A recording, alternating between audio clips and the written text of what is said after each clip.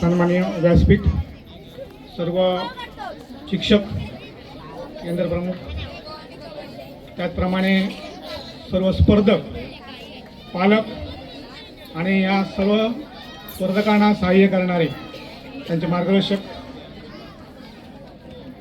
सर्वप्रथम मी या इंग्लिश मीडियमच्या सर्व पदाधिकारी, चेअरमन आणि त्यांचा पूर्ण स्टाफ यांना धन्यवाद देतो, कारण हे वैभव आम्हाला त्यांच्यामुळे पाहायला मिळालं आणि या चांगल्या सोहळ्याचा साक्षीदार आम्हाला त्यांनी बनवलेला आहे.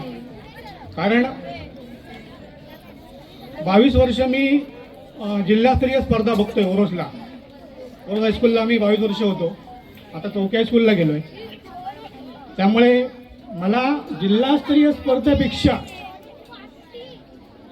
या ठिकाणची तालुकाही स्पर्धा जिल्ह्यापेक्षाही मला छान वाटली. नियोजन आणि संपूर्ण हा माहोल बघून, म्हणजे तिथे 22 वर्षांनी प्रत्यक्ष बघितलेलं आहे आणि म्हणून मी दोन्ही पंचांची माफी मागून बोलायचं इथं मला बोलायची इच्छा होती यासाठीच की असं नियोजन, असं वातावरण आणि या संस्थेने पण सर्व कसं क्रीडांगण म्हणा सर्व काही सुशोभित करून सर्वांना समाधान वाटेल, त्या मुलांना छोट्या छोट्या समाधान वाटेल अशी चांगली चोख व्यवस्था केलेली आहे आणि तुमच्या सर्व शिक्षकांनी टीमने सुंदर असं नियोजन केलेलं आहे. त्यामुळे मला बोलणं भाग पडलं आहे.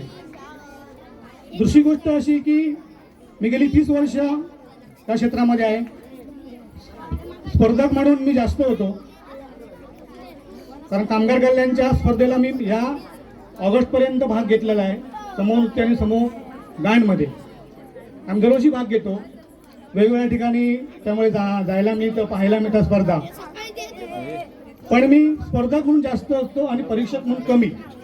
हे का सांगतोय, कारण आज जो निकाल लागणार आहे, जय पराजय मी भोगलेले आहेत.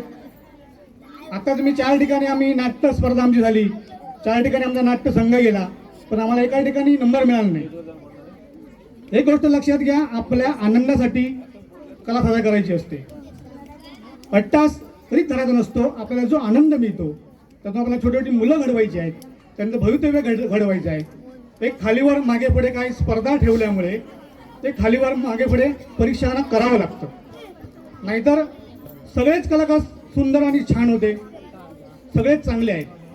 त्यामुळे मला पराजयाचा खूप अनुभव आहे आणि जयचा मला कमी अनुभव आहे. त्यामुळे ज्या स्पर्धांना बक्षिसं मिळालीत, फर्स्ट नंबर आलेत, त्यांचं खूप खूप कौतुक. पण ज्यांना इथं आज चांगलं यश मिळवता आलं नाही त्यांनी पुन्हा तयारी करावी आणि पुढच्या स्पर्धेला उतरावं. आता याच्याबद्दल सांगायचं तर, परीक्षणाबद्दल सांगायचं तर, आमचं तिन्ही परीक्षकांना काही चर्चा करावी लागली नाही. अगदी थोडक्यात सकाळच्या समूहांचा तर आम्ही निकालामध्ये एकाही याच्यामध्ये खराबोड करावी लागली नाही. एवढं आमचं तिघांचंही ट्युनिंग आणि अनुभव एवढा जुळला की मी आम्हा तिन्ही परीक्षकांना निवडणारा महनीय व्यक्तींना मी आपला धन्यवाद देतो. आता सुद्धा तसंच झालं की काही आम्हाला जास्त वेळ घेता नाही, कारण मी याच्या अगोदर आम्हाला पाऊण तास लागलेला आहे. कारण कुडाळ तालुक्यामध्ये मी बरीच वर्ष काम केले तुमच्या परीक्षकमधून, तुमच्या स्पर्धेना.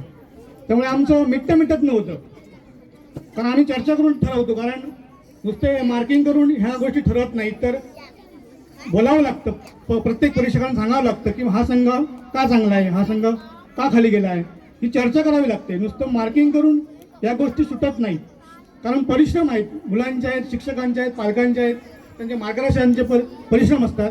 त्या परिश्रमांना योग्य न्याय देण्याचं काम आमचं परीक्षकांचं असतं.